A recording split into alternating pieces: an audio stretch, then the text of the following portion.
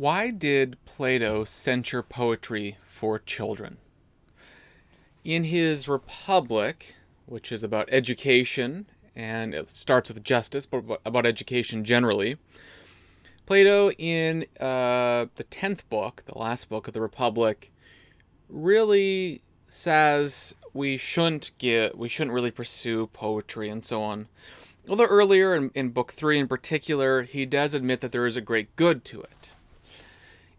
So why does he say that it can be good and yet we should censure it, at least for children? And the answer is because poetry, which at that time was in the form of story, is the best way to create desires for what is good and for what is bad. And yet if poetry is immoral, then children will be taught to like what they shouldn't and dislike what they should like. This is a really important point. It's an important point that Gilbert Mailander brings up in the Theory and Practice of Virtue. He says, quoting Alistair MacIntyre, the chief means of moral education is the telling of stories, and this is in Greek, medieval, and Renaissance cultures. And then he quotes Stanley Hauerwas, and I want to actually read this quote. The contrast in style between Kant's way of doing ethics and the works dealing with the spiritual life. For the latter, the use of examples is crucial as they invite the reader to imaginatively take the stance of another as the necessary condition for the examination of their own life. Thus, for example, in William Law's A Serious Call to Devote and Holy Life, characters are created and discussed with almost the same detail as a novelist.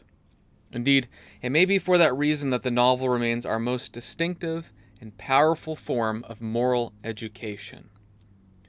And then Mailander says, Plato evidently agrees, hence in books 2 and 3 and book 10, Socrates censors the poetry to which the young should be exposed.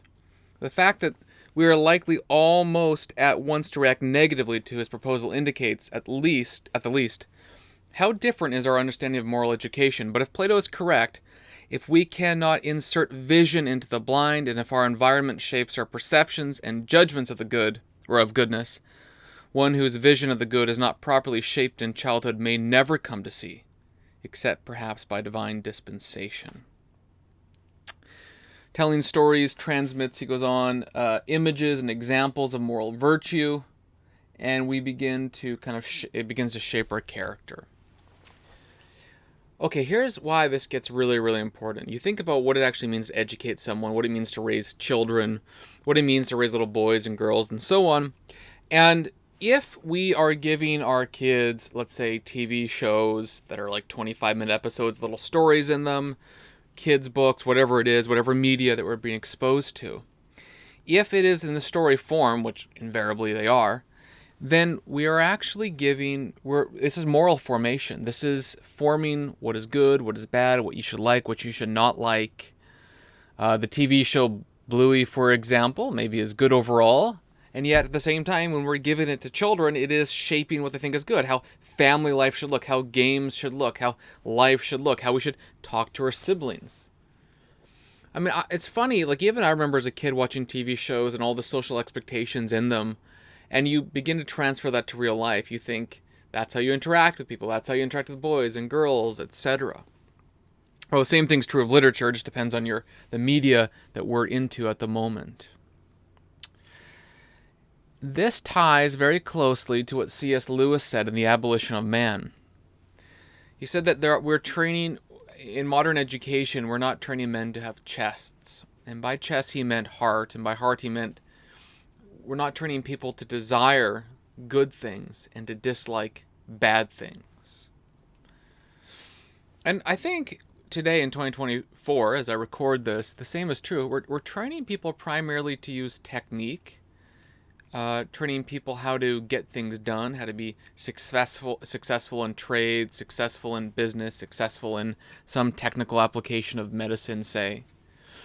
And if we ever say this is good, this is bad, well, we certainly do all the time because we're inconsistent. Generally speaking, as a culture, we try to say that's your opinion. Someone may have a different opinion, and that's okay. We can differ on this because taste is personal. Beauty is in the eye of the beholder. You can love who you want to love. You can like what you want to like. Don't worry about what other people say. And yet, if virtue, goodness, is a objective, measurable, real, observable, teachable thing, if that is the case, then beauty is not in the eye of the beholder. You don't just have an opinion. Taste is not personal. It's not just your opinion. Now, granted, two people might have opinions that come from nothing and have no meaning behind them, and in that case, in the literal sense, it's their opinions, of course. But what I'm getting at is, if there is something that is good and beautiful and draws us to it, something that is knowable, just like math or science or biology is knowable, if it's the same level of knowability and teachability, then goodness is not something you just know about. It's something that you desire and strive for. Then as we teach kids through poetry, stories, etc., what to love and what not to love, what to like and what not to like, we are giving them key moral markers that will last for the rest of their life. And yet, as Plato notes, and as Mailander kind of brings out, I guess, from Plato, more accurately, we actually might be essentially the blind teaching the blind. Because if you're stuck in Plato's cave looking at the world of shadows, until you've turned around, you've converted to the light, you won't really be able to know what is real, what is real justice, what is real goodness. You'll just be in the shadow world. And what will end up happening is, in the shadow world, you'll hear these imitations of goodness, imitations of whatever through storytelling. And you won't really know the real thing. And you can be swayed and thrown up by every wind of doctrine to desire this and to desire that. So Plato thinks, it seems like he might, depending on how you read Plato, is actually the Republic's a little bit hard to understand. And I think it's Harold Bloom, who's a bit of a Straussian. He has his own kind of esoteric take on these things. So it's, there are different ways maybe to take Plato. I understand that. But at the same time, I do think the undercurrent of Plato's thought is understandable. And if you take his story, because remember, stories are teaching moments, of the cave, you can see, as Plato says, that essentially we're all in the shadow world. We're all looking at this cave of shadows. And unless we're converted first to the light, you won't be able to handle the poetry, the story, the music. We won't be able to understand all this stuff, all these shadows very well. They won't be helpful to us. We could be deceived or confused by them. So we first need to be converted to the light from the dark shadow realm. And then I think we can be in a place to really understand these stories. That is to say, and here's where I would maybe depart ways with at least what Plato says explicitly, maybe he would agree privately, I don't know, is if you're a parent, if you're a teacher, if you're someone who influences others, if you're a leader of some sort, you should become a virtuous person, because goodness is real, objective, attainable. It will transform you. And when you do, you should tell stories that are images of true goodness, images of true virtue, in order to create the taste for goodness and virtue in people, so that they might taste and see that it is good. And when they do, they'll know the real thing from the false thing, at least little by little. And eventually they may be converted to the light. I think for parents this is particularly important, because it's so easy to give kids media and just think it's media. And, there's all this kind of 20th century sociology on this. The medium is the message, and there's brain science talking about brain plasticity and all that kind of stuff. Okay, maybe, but we're still stuck in this sort of biological framework. And that's important, but it's not the exclusive explanation. If your soul exists, if the soul and body are the irreducible union of what make us human, we are this inner and outer person. And if our soul is vitiated by the lack of virtue and the desire for what is evil and not good, then our soul will be malnourished, even if our body seems strong outwardly. If we teach our kids, if we teach who's ever influenced by us through stories, and we give access to these stories, They need to be ones that image real virtue so that people can grow into it and convert towards it to see the light. And when they do, when they can recognize true goodness, I think this is very, very important.